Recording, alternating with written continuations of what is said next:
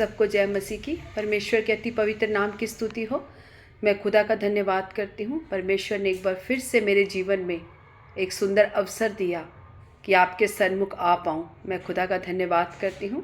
उसने मुझे अपनी योग्यता के अनुसार, अपनी बड़ी दया के अनुसार मुझ पर दया की। मैं खुदा का धन्यवाद करती हूँ। मेरी योग्यता ना थी कि मैं आपके सन्मुख आ पाऊँ, परंतु परमेश्वर की दया, परमेश्वर की करुणा, उसका एक बड़ा हाथ हमारे सर पर है। मैं खुदा का धन्यवाद करती हूँ। उसने मुझे अयोग्य होते हुए भी योग्य समझा। मैं खुदा का धन्यवाद करती हूँ। और हर वक्त उठते बैठते मैं परमेश्वर का धन्यवाद करती हूँ कि उसने मुझे नाम लेकर बुलाया। मैं उसकी संतान हूँ। मैं खुदा का धन्यवाद करती हूँ। मेरा घमंड मेरे परमेश्वर पर है, मेरी किसी चीज़ पर नहीं, परंतु उस सर्वशक्तिमान खुदा पर, जिसने मेरा नाम अपनी हथेली पर लिखा है। खुदा गया, उसने मुझे नाम लेकर बुलाया है। मैं खुदा का धन्यवाद करती हूँ। अपने पूरे परिवार में से सबसे पहले प्रभु ने मुझे चुना। मैं घमंड करती हूँ इस बात पर कि परमेश्वर ने मुझे नाम लेकर बुलाया। मैं खुदा का धन्यवाद करती हूँ। और मैं आशा करती हूँ आप लोग सब प्रभु में आनंदित और खुश होंगे और मगन होंगे। और जितने लोग इन वचनों को सुन रहे हैं, ये वचन उनके जीवन में एक आशीष का कारण बन रहे हैं। और मैं हर एक के प्रार्थना विषय के लिए प्रार्थना करती हूँ। आप लोग प्लीज़ अपने प्रार्थना विषय के लिए, जो भी आपका प्रार्थना विषय होता है, उसे कमेंट्स के ज़रिए दीजिए, ताकि हम लोग मिलकर उस विषय के लिए प्रार्थना करें। क्योंकि जो भी आप कमेंट्स बॉक्स में प्रार्थना विषय देते हैं, वो मुझे नहीं परंतु परमेश्वर के आगे रखते हैं। और हर एक प्रार्थना विषय का मेरा परमेश्वर हाँ और आमीन में उत्तर देता है। मैं खुदा का धन्यवाद करती हूँ। आइए हम सरों को झुकाएं और परमेश्वर की प्रार्थना में चले। हम प्रार्थना में चले और उस महान सर्वशक्तिमान परमेश्वर के आगे प्रार्थना करें। हालेलुया। धन्यवाद यीशु प्रभु, धन्यवाद सामर्थी पिता परमेश्वर। हालेलुया। राजाओं के राजा, प्रभुओं के प्रभु यीशु नासरी, हम आपका धन्यवाद करते हैं। सेनाओं के महान यहोवा परमेश्वर, हम आपका धन्यवाद करते हैं। ऐ मेरे मन यहोवा को धन्य कहे, और जो कुछ मुझ में है उसके पवित्र नाम को धन्य कहे। हे पिता परमेश्वर, तेरे उपकारों भलाइयों के लिए धन्यवाद करती हूँ। आपने आज का दिन दिखाया, धन्यवाद करती हूँ। आपका एक बड़ा सामर्थी हाथ सदा हमारे साथ रहता है, हम धन्यवाद करती हूँ। आपके स्वर्गदूत हमें आगे और पीछे से घेरे रहते हैं। मैं खुदा आपका धन्यवाद करती हूँ। धन्यवाद करती हूँ परमेश्वर। आज की एक एक सेवकाई को आपके हाथों में समर्पण करती हूँ। जितने लोग इन वचनों को सुनते हैं, ये वचन उनके जीवन में एक आशीष का कारण हो। और मैं धन्यवाद करती हूँ पिता परमेश्वर का, ये वचन बहुत से लोगों के जीवन में एक आशीष का कारण बन रहे हैं। मैं धन्यवाद करती हूँ। और जितने लोग इनको सुनते हैं, तेरा वचन उनके जीवन में कार्य करे। आपका वचन जीवित वचन है, हर एक के हृदय में कार्य करने के लिए खुदा हम प्रार्थना करते हैं। जितने लोग प्रार्थना विषय देते हैं खुदा, एक एक प्रार्थना विषय को पिता आपके सन्मुख लेकर आती हूँ। हर एक का आपने हाँ और आमीन में उत्तर दिया खुदा, हम आपका धन्यवाद करते हैं। आगे की आराधना वचन एक एक सेवकाई को आपके हाथों में सौंपती हूँ। आज जो भी वचन बोया जाए खुदा, तेरी आत्मा के द्वारा हो पिता। तेरी पवित्र आत्मा मुझ में होकर कार्य करे खुदा। मुख मेरा हो पिता, परंतु तेरी शब्द तेरी आत्मा के हो पिता परमेश्वर। धन्यवाद करती हूँ। आगे के समय को, अपने जीवन को, हर एक बातों को पिता आपके हाथों में सौंपती हूँ। आपने प्रार्थना सुनी, धन्यवाद। यीशु मसीह के मीठे सामर्थी जीवित नाम से मांगती हूँ, आमीन आमीन आमीन। हालेलुया। आइए हम परमेश्वर की प्रार्थना करें और आराधना करें, क्योंकि वो आराधना के योग्य है। हाल सारे जहां में तुझसा कोई नहीं, तुझको छोड़ कोई प्रभु है ही नहीं। सारे जहां में तुझसा कोई नहीं, तुझको छोड़ कोई प्रभु है ही नहीं। घुटने में टेकूं बस तेरे सामने, तू है मेरा प्रभु, तू मेरा पिता। हाले hallelujah hallelujah hallelujah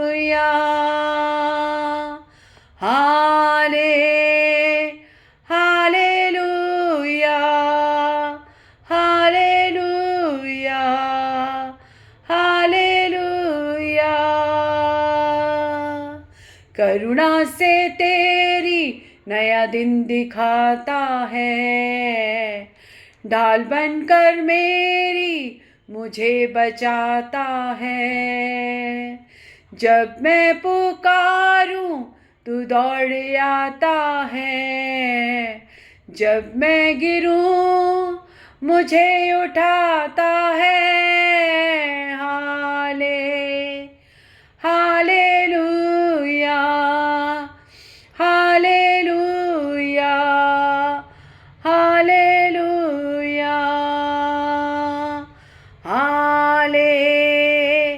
hallelujah, hallelujah, hallelujah. हो तेरी स्तुति और आराधना, तुझसे करूँगा मैं तुझसे प्रार्थना। महिमा से तेरी तू इस जगह को भर, जो भी तू चाहे तू यहाँ पे कर। Hallelujah, hallelujah, hallelujah, hallelujah, hallelujah, hallelujah. आमीन। धन्यवाद ईश्वर, धन्यवाद परमेश्वर, धन्यवाद खुदा। सचमुच पिता परमेश्वर, सारे जहां में तुझसा कोई परमेश्वर नहीं। मेरे घुटने केवल तेरे आगे झुके परमेश्वर। तेरी करुणा से खुदा नया दिन दिखाता है परमेश्वर। प्रतिदिन भोर खुदा नई होती जाती है पिता परमेश्वर। मैं धन्यवाद करती हूँ खुदा, धन्यवाद करती हूँ परमेश्वर। जब से खुदा हमने तेरे नाम को जाना परमेश्वर, हमने आनंद को पाया, एक उत्साह को पाया खुदा, एक शांति को पाया परमेश्वर। हम धन्यवाद करते हैं खुदा, हम तेरा स्वागत करते हैं परमेश्वर। तू हमारे दिलों पर राज्य कर परे परमेश्वर। हम केवल तेरी महिमा और स्तुति करने वाले बन जाए खुदा, तुझे प्रसन्न करने वाले बन जाए परमेश्वर। हे पिता परमेश्वर, तू हमसे कुछ नहीं चाहता खुदा, केवल धन्यवाद चाहता है परमेश्वर। हम तुझे धन्यवाद बलि चढ़ाने वाले बन जाए खुदा, तेरे हाथ आगे अपने हाथों को फैलाने वाले बन जाए खुदा, तेरे आगे अपने घुटनों को टेकने वाले बन जाए खुदा। हे पिता परमेश्वर, तेरा वचन कहता है अपने मनों की बातों को खोल कर यहोवा के आगे बोल दे। यस पिता परमेश्वर, हम अपनी बातों को, अपने दुख को, अपने पिता परमेश्वर हर एक बात को केवल परमेश्वर तेरे आगे बोलने वाले बने, किसी मनुष्य के आगे नहीं, परंतु सर्वशक्तिमान परमेश्वर के आगे अपने हर एक प्रार्थना विषय को रखो, अपने हर एक मन की बातों को खोल के बोल दो ये पिता परमेश्वर, क्योंकि उसके कान सदा धर्मियों की प्रार्थनाओं पर लगे रहते हैं। संकट के समय जो उसे दुहाई देता है उसकी वो सुनता है। यस पिता परमेश्वर, संकट के समय वो हमारा दृढ़ गढ़ है। हम धन्यवाद करते हैं, हमने अपना घर उस यीशु मसीह नामक चट्टान पर बनाया है। हमारे जीवन में कितना भी दुख आए, संकट आए, कलेश आए, परंतु यदि हमारा घर उस यीशु मसीह चट्टान पर है तो कोई हमारा कुछ नहीं बिगाड़ सकता। हर एक दुख तकलीफ़ों में भी वो हमें समाधान देने वाला परमेश्वर है, वो हमें आनंद देने वाला परमेश्वर है, वो हमें उत्साह देने वाला खुदा है। हम आपका धन्यवाद करते हैं परमेश्वर, धन्यवाद करती हूँ खुदा, आपने हमें बुलाया, हम धन्यवाद करते हैं। सचमुच परमेश्वर, हम आशा धरे हुए लोग हैं खुदा, हमारी आशा केवल तुझसे है पिता परमेश्वर। हम केवल तेरी ओर देखते हैं, हम पर्वतों की ओर देखते हैं, हमें सहायता कहाँ से मिलेगी? हमें सहायता यहोवा की ओर से मिलती है जो आकाश और पृथ्वी का करता है। धन्यवाद करते हैं परमेश्वर, हमारी आशा पिता केवल आपसे है पिता परमेश्वर। हम धन्यवाद करती हूँ खुदा, जितने लोग इन वचनों को सुनते हैं सब पर तेरी बड़ा हाथ होने के लिए खुदा हम प्रार्थना करते हैं। हर एक उनके बोझ को खुदा आप उठाने वाले परमेश्वर हैं खुदा, उनके जीवन में तेरी असीम शांति होने के लिए खुदा हम प्रार्थना करते हैं परमेश्वर। तेरी ओर से खुदा एक बड़ा द्वार खुलने के लिए खुदा हम प्रार्थना करते हैं। धन्यवाद करती हूँ, आगे वचन की सेवकाई को आपके हाथों में सौंपती हूँ। आपने प्रार्थना सुनी, धन्यवाद। सारी आदर महिमा जलाल हम आपको देते हैं, छोटी सी प्रार्थना अपने उद्धारकर्ता पिता परमेश्वर यीशु नासरी के मीठे सामर्थ्य और जीवित नाम से मांगते हैं। आमीन आमीन आमीन। Thank you Jesus. हालेलुया। धन्यवाद ईश्वर। हालेलुया। यस पिता परमेश्वर, धन्यवाद ईश्वर। आइए आज हम वचन की मनादी के लिए पहला कुरंती उसका 9 का 24 से लेकर 27 तक जब हम पढ़ते हैं। क्या तुम नहीं जानते कि दौड़ में तो दौड़ते सब ही हैं, परंतु इनाम एक ही ले जाता है। तुम वैसे ही दौड़ो कि जीतो। हर एक पहलवान सब प्रकार का संयम रखता है। वे तो एक मुरझाने वाले मुकुट को पाने के लिए वह सब करता है, परंतु हम तो उस मुकुट के लिए करते हैं जो मुरझाने का नहीं। इसीलिए मैं तो इसी रीति से दौड़ता हूँ, परंतु लक्ष्यहीन नहीं। मैं भी इसी रीति से मुक्कों से लड़ता हूँ, परंतु उसके समान नहीं जो हवा पीटता हुआ लड़ता है। परंतु मैं अपनी देह को मारता और कूटता और वश में लाता हूँ, ऐसा न हो कि औरों को प्रचार करके मैं आप ही किसी रीति से निकम्मा ठहरूं। सब बोले आमीन। हम देखते हैं ये पत्री पौलुस के द्वारा लिखी गई है। वो कहता है, क्या तुम नहीं जानते कि दौड़ में सब दौड़ते हैं। जब हम देखते हैं कि ओलंपिक्स की दौड़ वगैरह होती है तो उसमें हर एक सब लाइन से खड़े हो जाते हैं। हर एक व्यक्ति सोचता है मैं जीतूं मैं जीतूं, और वो लोग एक मुरझाने वाले मुकुट के लिए दौड़ते हैं। उनका लक्ष्य केवल उसकी ओर होता है कि हमने विजय को पाना है और हमने उस ट्रॉफी को जीतना है जो ट्रॉफी रखी है। केवल वो उसकी ओर देखते हैं। वो उस मुरझाने वाले मुकुट की ओर के लिए दौड़ते हैं जो पल भर में तो आपके पास है, लेकिन अगले साल जब उस दौड़ में कोई और जीतेगा तो वो उसके पास चला जाएगा। वो सदैव उसके पास नहीं रहने का, लेकिन तब भी उनका लक्ष्य क्या होता है कि हमें जीतना है। हर एक पहलवान संयम को और धीरज को धर कर लड़ता है। वो हर एक बातों वो उस तरीके से लड़ता है कि वो जीते। वो अपने हर एक पैंतरे को उस तरीके से करता है ताकि वो संयम और धीरज से धरे, जल्दबाजी नहीं करता। जो पहलवान जल्दबाजी करता है हर एक काम के लिए वो हार जाता है, क्योंकि हर एक पहलवान को और हर एक दौड़ने वाले को, हर एक जो भी गेम्स खेलने वाला होता है उसको भी पता होता है ये बात का कि हमें संयम से और बुद्धि से और सोच से हर एक पैंतरे को खेलना है और करना है। लेकिन आप और मैं जब मसीह दौड़ में दौड़ते हैं तो हम लोगों को नहीं पता कि हमें कैसे दौड़ना है, क्योंकि हमारा लक्ष्य, जब तक हम उस लक्ष्य की ओर नहीं देखेंगे, क्योंकि पौलुस कहता है मैं उस लक्ष्य की ओर दौड़ता हूं। मैं आसपास की चीजों को नहीं देखता और मैं उस मुकुट की ओर दौड़ता हूं जो कभी मुरझाने का नहीं।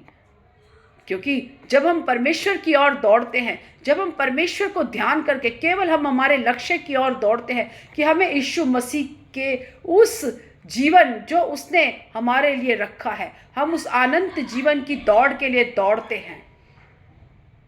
चाहे कितना भी डिस्ट्रैक्शन हमारे जीवन में आ जाए, कोई भी बीमारी आ जाए, कोई भी कष्ट आ जाए, कलेश आ जाए, लेकिन हम अपने लक्ष्य से पीछे नहीं हटते और धीरज और संयम रखकर केवल हम परमेश्वर के लिए दौड़ते हैं और उस लक्ष्य को देखते हैं कि हमने क्या पाना है।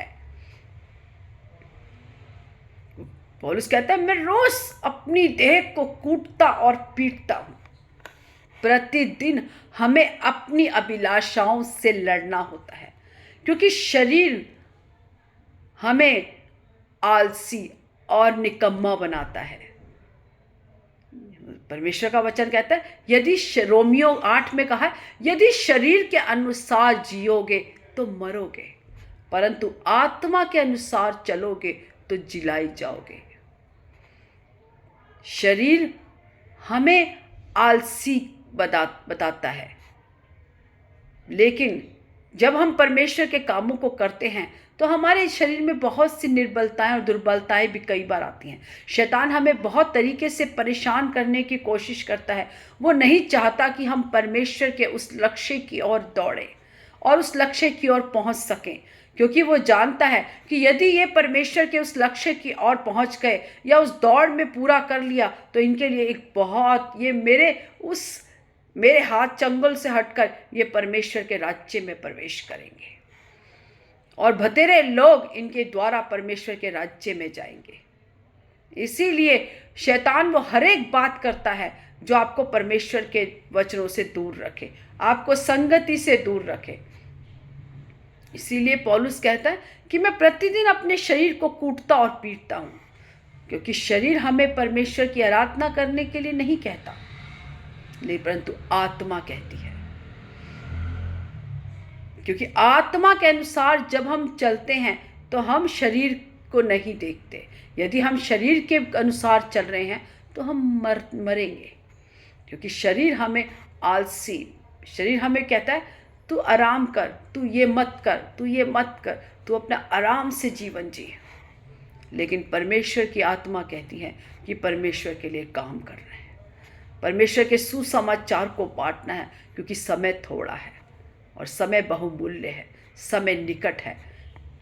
इसीलिए हमें शरीर के अनुसार नहीं परंतु आत्मा के अनुसार चलना है। हमें परमेश्वर के हर एक कामों में बढ़ना है, चाहे शरीर कितना ही निर्बल क्यों ना हो, चाहे कितना भी हमारे शरीर में कोई दुख तकलीफ हो। लेकिन जब हम परमेश्वर की उस दौड़ में दौड़ने लगते हैं और हमारा लक्ष्य केवल परमेश्वर के उस गोल की ओर होता है, जिस प्रकार जीतने वाला केवल उस गोल की ओर चलता है, हमारा भी लक्ष्य केवल यीशु मसीह के उस अनंत जीवन की ओर, हम इस जीवन की ओर ना देखें, केवल हमारा लक्ष्य उस अनंत जीवन की ओर होना चाहिए जो परमेश्वर ने आपके और मेरे लिए रखा। उस वचन कहता है जब तुम उसके धर्म और राज्य की खोज करोगे तो हर एक वस्तु जो आपको ज़रूरी है, जो आपकी आवश्यकता की है, वो परमेश्वर आपको देगा। जब हम परमेश्वर के लिए अपने जीवन को समर्पण करते हैं, चाहे हम किसी भी परिस्थिति में हो, चाहे हमारे जीवन में दुख हो, संकट हो, कलेश हो, बीमारी हो, परेशानी हो, लेकिन हम केवल परमेश्वर के कामों के लिए हमेशा तत्पर रहते हैं। हम शरीर की हर एक क्रियाओं को मारकर आत्मा के अनुसार चलते हैं, तो हम परमेश्वर के उस अद्भुत अद्भुत कामों को देखते हैं। जब भी इतवार का समय आएगा, जब भी आपका चर्च जाने का समय आएगा, ज़रूर ऐसा होता है कि हमारे जीवन में कुछ ना कुछ प्रॉब्लम्स आ जाती हैं। मैं कई लोगों से बात करती हूँ, कई लोग मुझे ये कहते हैं कि मेरा मन तो आता है, करता है कलीसिया में जाने का, लेकिन पता नहीं क्या हो जाता है। जब जब आप परमेश्वर की ओर बढ़ते हैं तब तब शैतान हमें पीछे खींचने की ओर कोशिश करता है। वो नहीं चाहता आप और मैं यीशु मसीह की ज्योति में चले, आप और मैं उस निशाने की ओर दौड़े और आप और मैं उस मुकुट को पाएं। वो नहीं चाहता।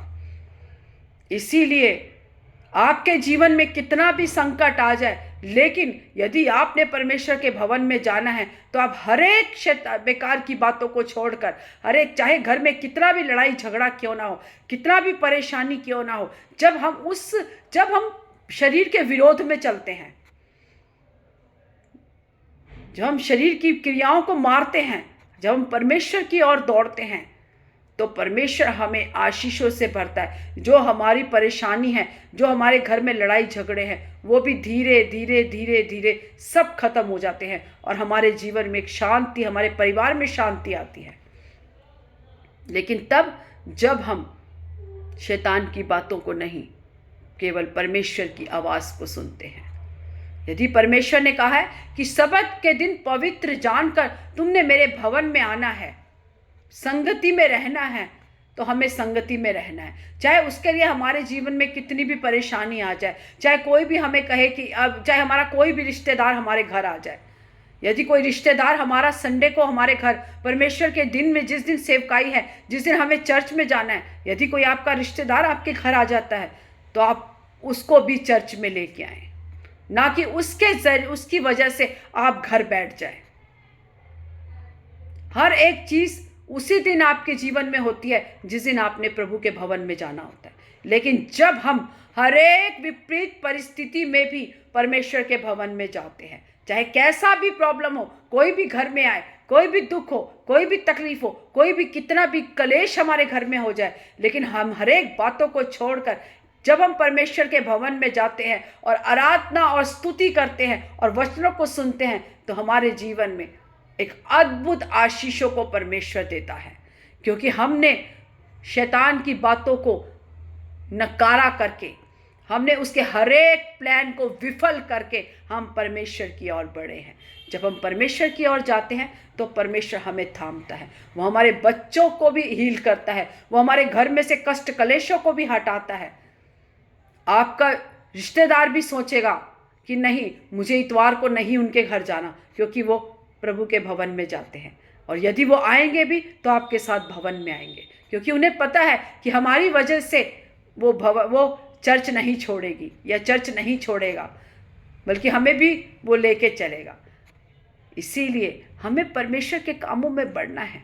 यदि हम अपने जीवन में एक असीम शांति और बच्चों के जीवन में आशीष, हम चाहते हैं कि हमारे बच्चे अच्छा जीवन बिताएं, उनके अंदर बुद्धि ज्ञान समझ जाए, वो अच्छे अच्छे पदों पे जाए, उनका जीवन एक अच्छा बने, तो आपको और मुझे शरीर की बातों से बाहर निकलना है और परमेश्वर की उस आवाज़ को सुनना है। हर एक बातें आपको हटती जाएंगी, जो भी आपके भवन जाने में रुकावट होगी, वो हर एक बातें हटती जाएंगी जब आप उन हर एक रुकावटों को ठोकर मारकर, उनके विरोध चलकर परमेश्वर के भवन में जाएंगे। क्योंकि ये मेरा खुद का एक्सपीरियंस है। जब मैं प्रभु में शुरू में आई तो मेरे जीवन में बहुत ऐसी बार हुआ, जिस दिन संडे को मैं बाइबल उठा के चर्च में जाना शुरू हो जाती थी, उसी दिन मेरे घर में लड़ाई झगड़ा कष्ट और कलेश हो जाते थे। लेकिन मैं बाइबल उठाती थी और मैं हर एक बातों को छोड़कर निग्लेक्ट करके परमेश्वर के भवन में जाती थी। क्योंकि हम अपना एक्सपीरियंस आपसे शेयर करते हैं।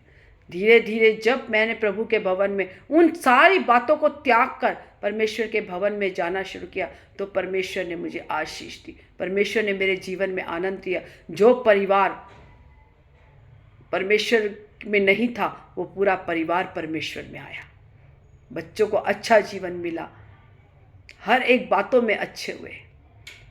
इसीलिए आपको और मुझे भी परमेश्वर की आवाज़ को सुनना है और उसमें पढ़ना है, और परमेश्वर आपको आशीष देगा। आपकी पीढ़ियों को आशीष देने वाला परमेश्वर, वो प्रेमी परमेश्वर है, आपसे और मुझसे बहुत प्रेम करता है। वो चाहता है हम आशीषित रहें, इस संसार में आशीषों से भरा हुआ जीवन जिए। निर्णय आपका और मेरा है। आप शरीर के अनुसार चलना चाहते हैं कि आत्मा के अनुसार। हालेलुया, धन्यवाद यीशु। ये वचन आपके जीवन में बहुत ऐसे एक आशीष का कारण। आइए हम सरों को झुकाएं और प्रार्थना में चलें। हालेलुया, धन्यवाद यीशु, धन्यवाद सामर्थी पिता परमेश्वर। हालेलुया, राजाओं के राजा प्रभुओं के प्रभु यीशु नासरी, हम आपका धन्यवाद करते हैं। सेनाओं के महान यहोवा परमेश्वर, हम आपका धन्यवाद करते हैं। सचमुच पिता परमेश्वर, आज का वचन खुदा हर एक के जीवन में एक आशीष का कारण हो। केवल तेरी आवाज़ सुनकर केवल उस निशाने की ओर दौड़ने के लिए खुदा आप सबकी मदद और सहायता करें परमेश्वर। हर एक डिस्ट्रैक्शन जो तेरे भवन में आने से उन्हें रोकता है, यीशु नासरी के नाम से हटने के लिए हम प्रार्थना करते हैं। तुझमें नया बल शक्ति सामर्थ पाने के लिए खुदा हम प्रार्थना करते हैं। जितने लोग इन वचनों को सुनते हैं, सबके जीवन में तेरी दया, तेरा अनुग्रह, एक बड़ा छुटकारा होने के लिए खुदा हम प्रार्थना करते हैं। धन्यवाद करते हैं खुदा। आगे के समय को, अपने जीवन को, हर एक बातों को तेरे हाथों में सौंपते हैं। आपने प्रार्थना सुनी, धन्यवाद। यीशु मसीह के मीठे सामर्थी जीवित नाम से मांगती हूँ, amen, amen, amen. God bless you all. प्रभु आप सबको आशीष दे। आमेन।